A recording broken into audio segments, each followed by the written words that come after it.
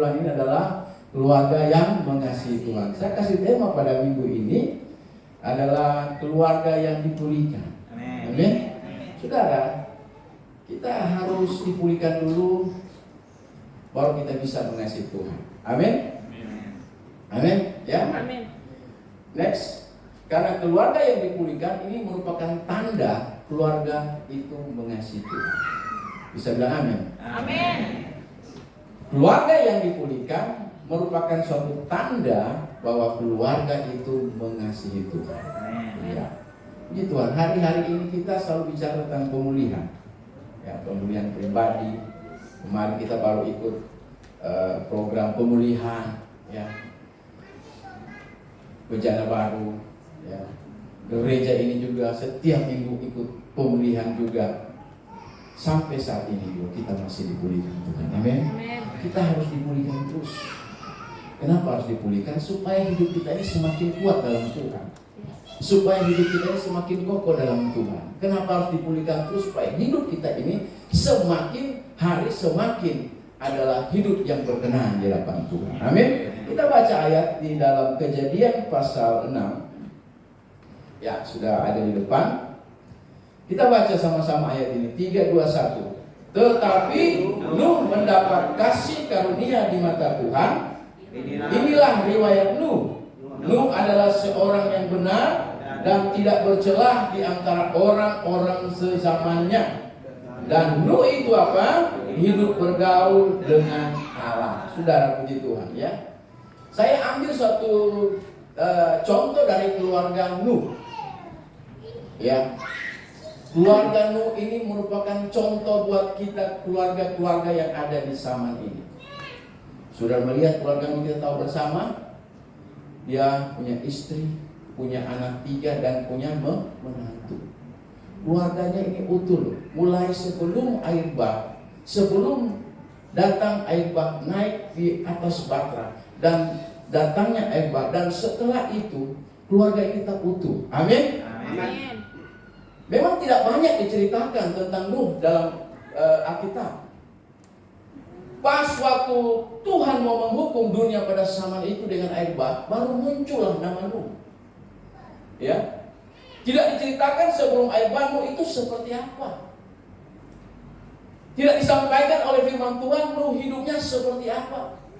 Tapi tiba-tiba di dalam ayat ini, di mana Tuhan ingin memusnahkan bumi pada saat itu, manusianya, binatang-binatangnya mau dimusnahkan pada saat itu. Tapi ada satu sosok keluarga yang sangat berkenan di hadapan Tuhan. Ada satu keluarga yang benar-benar Tuhan tidak mau musnahkan, yaitu keluarga Nuh. Nuh ini adalah buyutnya dari Henok. Henok, Metusalah, Lamek, baru Nuh. Sudah tahu Nuh itu Henok itu seperti apa hidupnya? Henok itu adalah sebagian besar hidup Henok adalah bergaul karib dengan Tuhan. Diceritakan dalam Alkitab 300 tahun dia bergaul dengan Tuhan. Dan dia meninggal pada 360 sekian tahun. Berarti sebagian besar hidup Henok itu bergaul dengan Tuhan, hidup dengan Tuhan, berkenan kepada Tuhan. Dan zaman-zaman itu ketika Set melahirkan Enos, maka disitulah pertama kali manusia memanggil nama Tuhan. Di situ belum ada hukum, di situ belum ada peraturan, hanya memanggil nama Tuhan. Beda dengan pada zaman Musa. Jadi rentetan daripada silsilah daripada Nuh ini, mulai dari Henok, Metusalah, Lamek, dan Nuh. Kalau Nuh sudah buyut ya. Kalau Lamek cucu, kalau Metusalah anak dari Henok. Betul nggak? Turunan keempat. Dan dia masih menjaga tradisi. Dia masih menjaga komitmen untuk hidup taat kepada Tuhan. Nuh ini punya saudara-saudara. Setelah Lamek melahirkan Nuh, banyak juga Lamek melahirkan anak perempuan dan laki-laki. Tetapi yang indah di pemandangan Tuhan bisa menyelamatkan hanya Nuh. Saudara, akhir zaman ini betapa banyak keluarga-keluarga itu jauh dari Tuhan. Di akhir zaman ini banyak keluarga yang tidak berkenan di hadapan Tuhan. Tapi saya bersyukur keluarga Bethany Forest Garden berkenan di hadapan Tuhan. Amin. Ya. Makanya saya bilang sama istri anak saya, kalian itu harus setia sama Tuhan. Amin. Ya. Istri saya di sekolah minggu ngajar. Tadi anak saya samping kanan tadi main flag bendera. Sebentar sore nanti anak Esther mau melayani dulu. Saudara, saya pulang hari Minggu, saya banyak ngoceh di rumah. Saya tidak mau sampai kalian terlambat datang ke gereja. Mau berhadapan dengan Tuhan itu jangan terlambat saja. Dipersiapkan semaksimal mungkin. Amin. Amin. Untuk mempertahankan hidup benar pada zaman itu sangat sulit. Untuk mempertahankan hidup yang tidak bercela itu sangat sulit pada zaman Nuh. Karena Nuh hanya sebagian kecil suatu komunitas keluarga yang takut akan Tuhan. Sedangkan keluarganya yang lain itu jauh, tidak setia sama Tuhan, tidak taat kepada Tuhan, tidak pernah memanggil nama Tuhan. Tetapi Nuh itu spesial di mata Tuhan. Amin. Sangat sulit untuk bergaul karib dengan Tuhan pada zaman Nuh. Ya, kondisi di sekitar tidak mendukung. Keluarga Nuh ini salah satu keluarga yang sangat sulit untuk berbuat yang benar, tapi Nuh masih mempertahankan tradisi, komitmennya dari Henokh sebagai leluhurnya, saudara. Wah, dahsyat, saudara. Saya tidak mewarisi orang yang takut Tuhan dalam keluarga. Iya, karena keluarga saya itu hancur berantakan. Saya umur 7 tahun aja bapak saya masih kasih tinggal. Ya kalau lihat keluarga saya punya silsilah, waduh. Saya sebenarnya kalau hitung-hitung kami ini tuh ada 10 bersaudara. Tapi 7 kakak adik kami itu cuma 1 ibu lain bapak. Wah, saya pikir apa yang terjadi di keluarga saya. Keluarga saya itu hancur. Kawin cerai juga. Wah, warisan apa yang saya harus warisi dari keluarga seperti ini? Makanya saya harus mewariskan kepada anak saya keluarga yang harus takut Tuhan. Keluarga yang benar sungguh-sungguh. Karena hanya orang sungguh-sungguh dicatat oleh Alkitab. Hanya orang sungguh-sungguh yang dicatat di mata Tuhan. Hanya orang yang sungguh-sungguh yang ditulis dalam kitab kehidupan. Amin. Yang lain gak ada nama. Saya percaya saudara yang ada di tempat ini sudah tercatat di kitab kehidupan Tuhan. Amin. Kenapa? Karena saudara takut Tuhan. Amin. Kenapa? Karena saudara setia sama Tuhan. Jadi dicatat. Semua kita ada. Gembala kita ada. Hanya kalau apa kita ini bisa nggak pakai nama gereja lagi itu tidak. Tapi kalau kita di sini paling kan berurut dicatat. Mulai gembala, ada Bu Tuti, semua terus semua. Ya, pasti itu sudah. Ini Alkitab dicatat. Ya, dicatat. Orang-orang takut Tuhan dicatat. Padahal waktu itu belum ada hukum, belum ada peraturan. Tetapi Nuh ambil suatu keputusan untuk tetap memanggil nama Tuhan. Nah, ini yang luar biasa, saudara ya. Itu sebabnya bagi kita yang hidup di akhir zaman ini, dicatat dalam 2 Petrus pasal 2 di sana juga menceritakan hidup zaman ini sama seperti zaman Nuh. Zaman Nuh kita tahu orang-orang di sana selain Nuh orang-orang yang tidak benar, kecenderungan mereka berbuat jahat, kecenderungan mereka untuk menyakiti hati Tuhan. Tidak ada nama Tuhan keluar dari mulut mereka. Zaman sekarang kebanyakan juga seperti itu. Tetapi kita bersyukur kalau kita masih ada yang selalu memanggil nama Tuhan. Amin. Memanggil nama Yesus. Ada satu saudara. Itu sebabnya. Ya, bagaimana kita bisa hidup di kondisi seperti ini? Sama seperti ini. Untuk menjadi keluarga yang tetap dipulihkan Tuhan. Amin. Yang pertama. Next. Pertama apa? Menjadikan hidupmu sebagai apa? Sebagai alat dalam keluarga.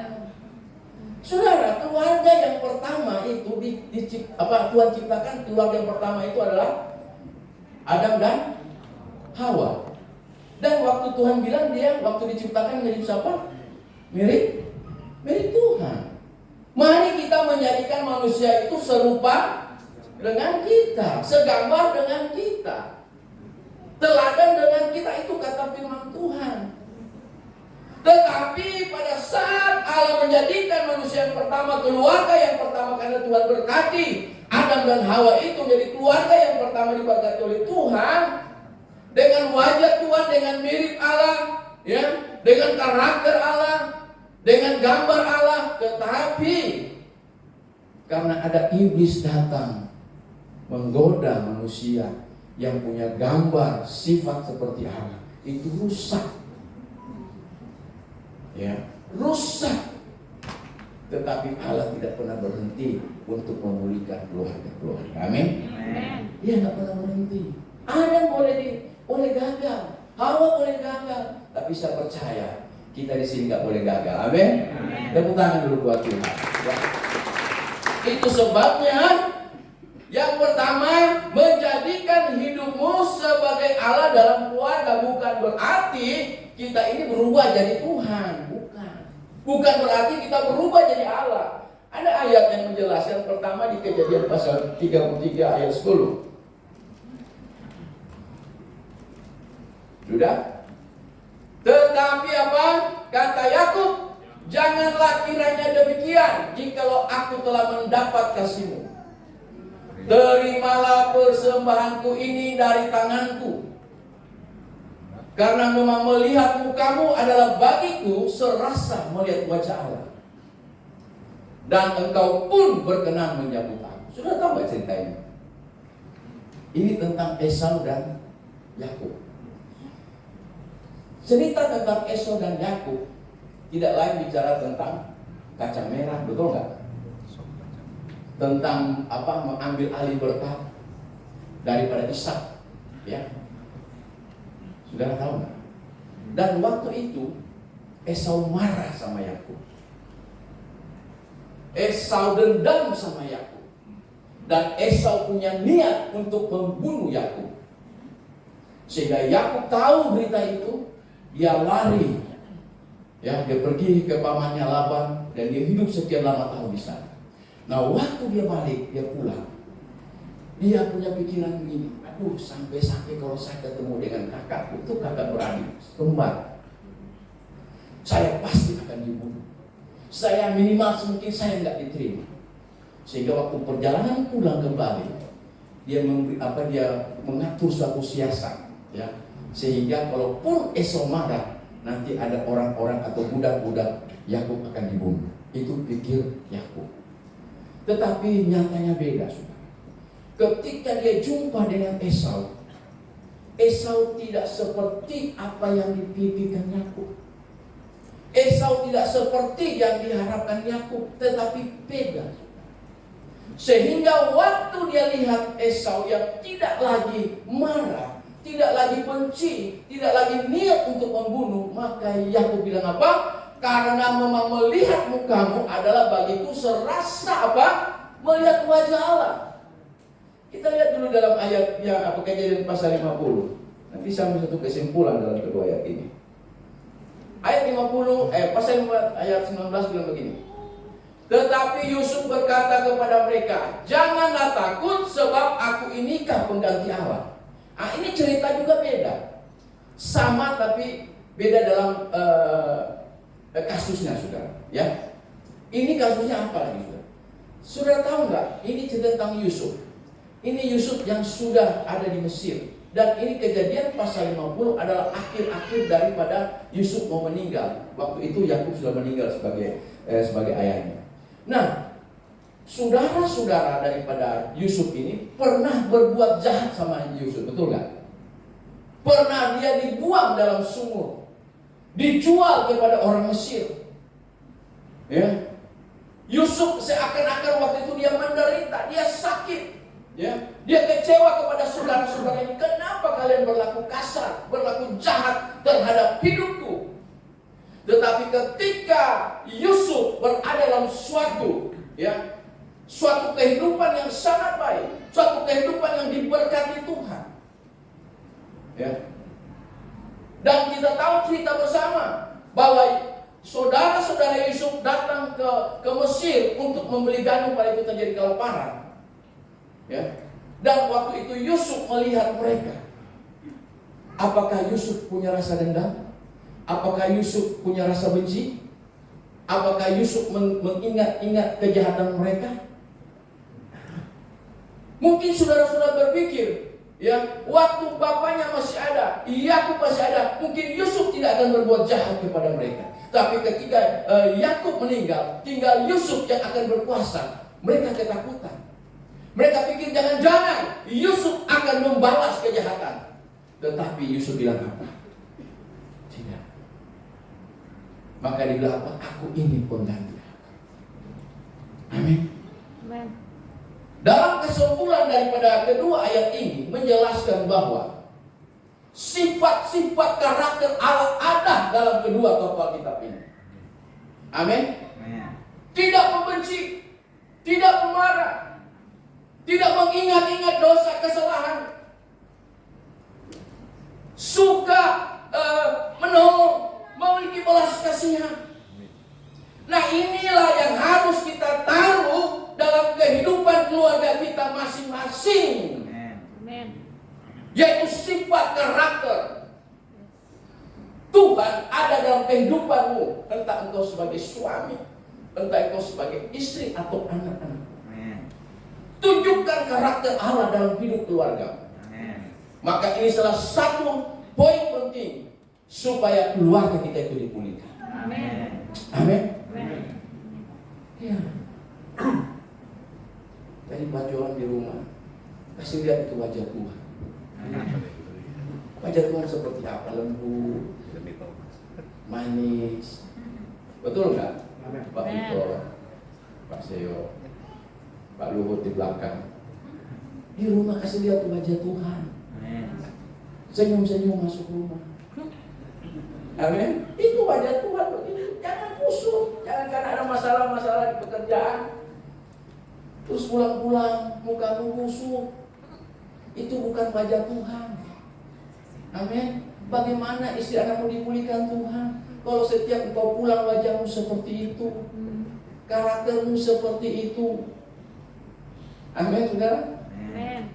Saya walaupun capek-capek pulang, saya ada piara kucing di rumah. Kucing satu. Dari kecil saya ambil. Kucing ini udah sangat pintar, bukan sangat, udah pintar. Ya. Jadi di dalam rumah kami ini, tempat tinggal kecil, mempetahkan gitu ya. Tapi kami bahagia terus di dalam. Amin. Ya, sama Bu Rina, anak-anak, sama kucing. Ada 6 orang kami dalam rumah. Tiba-tiba kucing pergi, keluar, dia balik, terus dia jalan tersiap-siap gitu, karena rantainya licin. Kami gembira, kami udah suka cerita sebenarnya. Bukan karena kucing, tapi karena ada Tuhan. Amin. Amin. Ini poin buat kita semua. Jadi hadirkan, tampilkan engkau. Aduh bagaimana Pak, suami saya belum percaya Tuhan, gak masalah. Aduh bagaimana Pak, istri saya belum percaya Tuhan, gak masalah. Nanti juga dimenangkan oleh Tuhan kok. Amin. Kalau engkau punya wajah seperti itu, ya. Amin. Yang kedua, bagaimana kita bisa dipulihkan dalam kondisi seperti ini supaya sama seperti keluarga Nuh? Yang kedua apa? Milikilah konsep yang benar dalam struktur keluarga. Amin. Milikilah pemahaman pengertian yang benar dalam struktur keluarga. Kita punya keluarga itu ada struktur. Ya, ada yang bilang begini, Alkitab. Ya. Kalau tampilkan ayatnya. Ini sudah sering kali kita dengar ya. Tapi mari kita lihat struktur ini. Yang pertama, istri-istri apa? Tunduklah kepada suami. Padahal Yesus apa? Suami itu kepala, tapi yang duluan itu istri. Di Efesus juga begitu, sama loh. Kenapa istri dua ya? Saya juga bingung ini, Pak. Gimana kok istri dua, bukan laki-laki? Ya, apa kurang tunduk kali ya sampai harus duluan? Istri apa? Harus tunduk kepada suamimu sebagaimana seharusnya di dalam Tuhan. Nah, baru yang kedua, ini struktur. Hai suami-suami apa? Kasihilah istrimu plus apa? Dan jangan berlaku kasar terhadap dia. Jangan kasar loh sama istri. Jangan bentak-bentak loh istri. Amin. Apalagi kalau pukul. Jangan loh.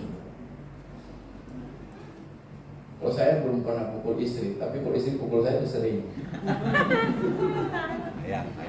Enggak sering sih, pernah. Saya sempat loh ditabuk pakai gosokan. Panas loh saudara. Lagi setrikanya panas loh saudara. Ditabuk pakai setrika juga. Aduh. Harusnya saya loh seperti itu. Saya balas enggak. Saya enggak balas juga. Betul nggak? Gara-gara apa ya? Saya enggak mau. Saya kalau mau cerita di mana tabuk itu tahu saudara. Dia tabuk loh saudara. Memang mungkin dia refleks saudara ya. Tapi kenanya wah ampun deh saudara. Bukan di tempat badan yang biasa saudara. Wah, tapi dia minta maaf. Aduh sayang, ampuni. Ya, saya nggak sengaja. Memang sih harus diampuni. Cuma udah panas nih, udah sakit nih. Meskipun diampuni saudara. Saya pernah dilempar pakai teko bening loh saudara. Itu saya. Flash tuh.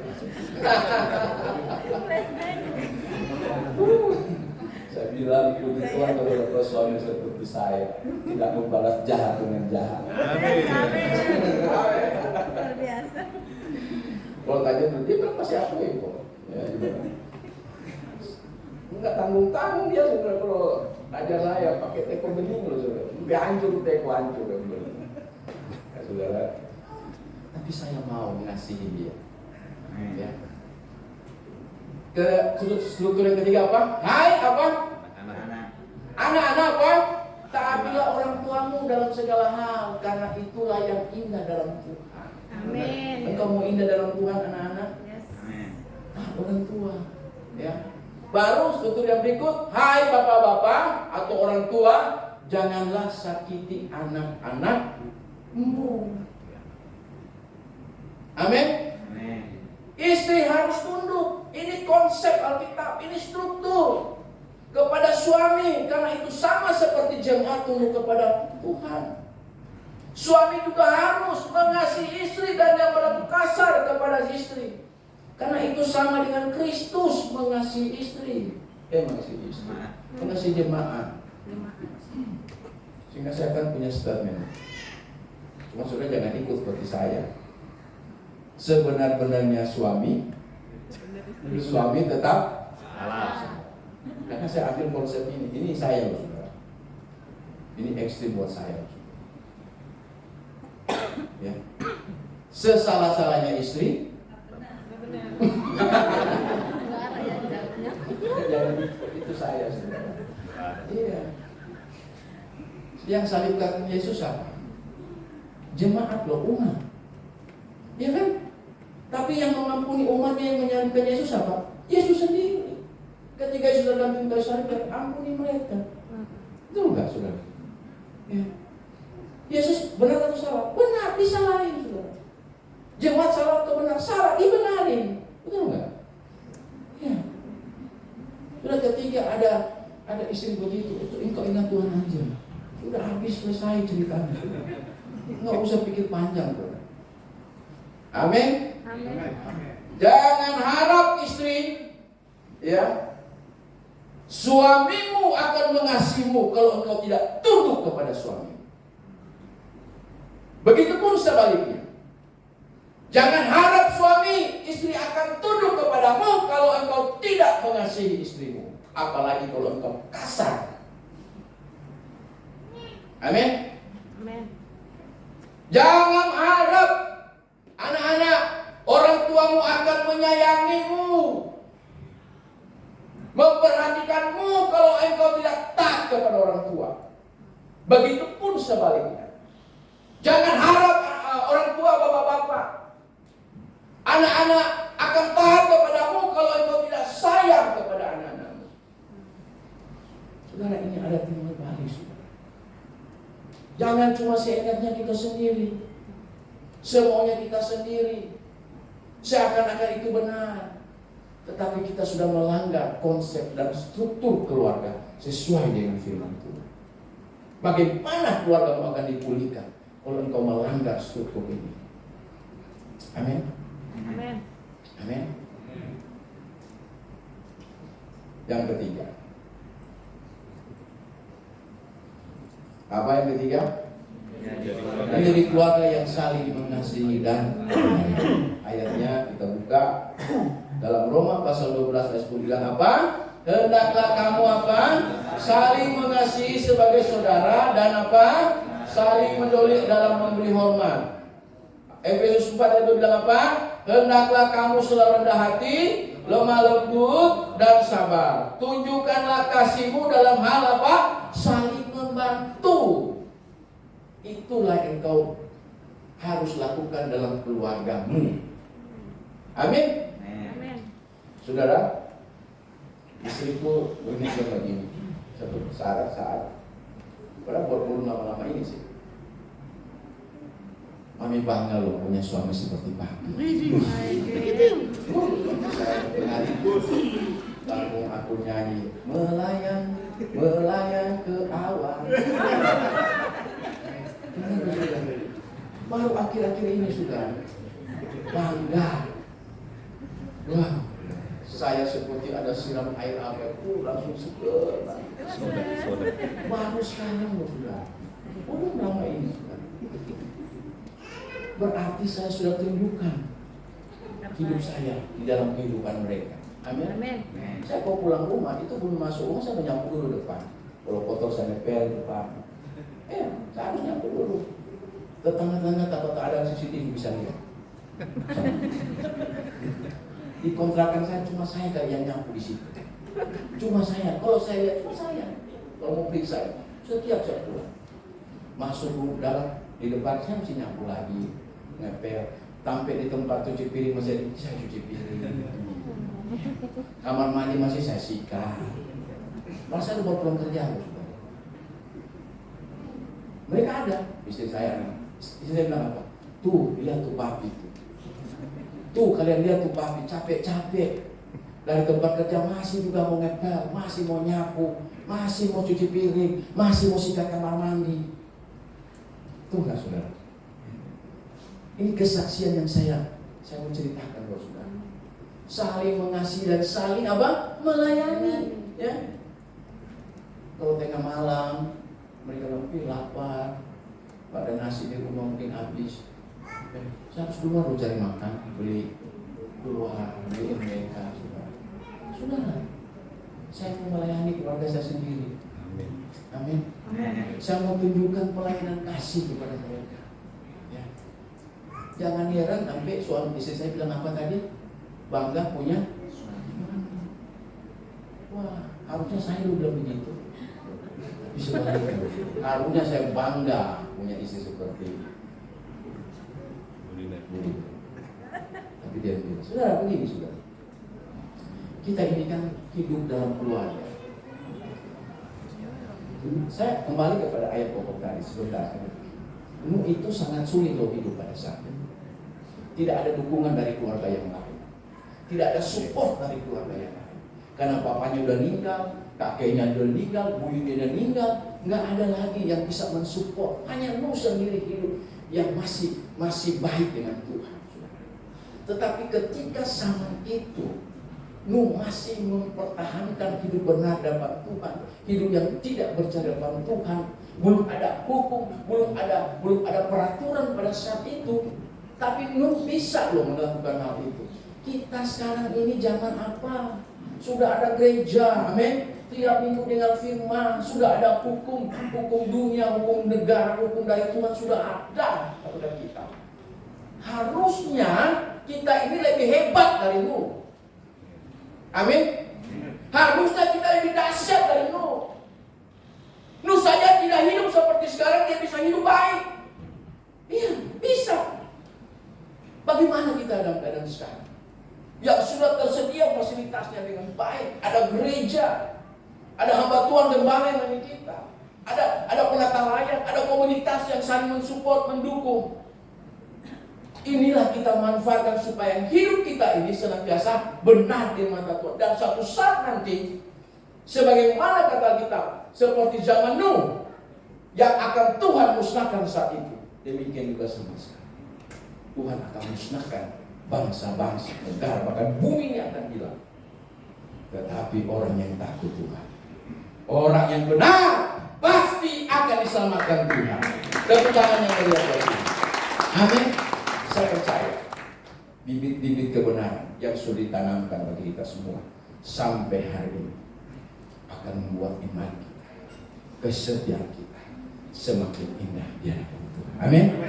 Haleluya. Hanya itu saya bisa sampaikan hari ini kesimpulannya. Ya, keluarga yang sudah dipulihkan pasti akan mengasihi Tuhan. Amin. Kalau engkau sudah dipulihkan, engkau pasti mengasihi Tuhan. Engkau pasti melayani Tuhan. Bagaimana supaya keluarga kita bisa dipulihkan sesuai dengan apa yang Tuhan mau? Yang pertama tadi apa? Menjadikan hidupmu sebagai Allah dalam keluargamu. Kedua, milikilah konsep yang benar dalam struktur keluarga. Dan ketiga, terakhir, menjadi keluarga yang saling mengasihi dan melayani. Amin.